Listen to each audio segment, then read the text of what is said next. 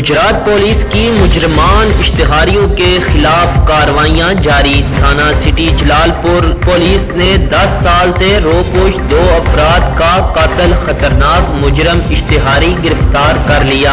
تفصیلات کے مطابق ڈسٹرکٹ پولیس آفیسر گجرات توصیف حیدر کی زیر قیادت گجرات پولیس کی ضلع بھر میں مجرمان اشتہاریوں کے خلاف کارروائیاں جاری ہیں۔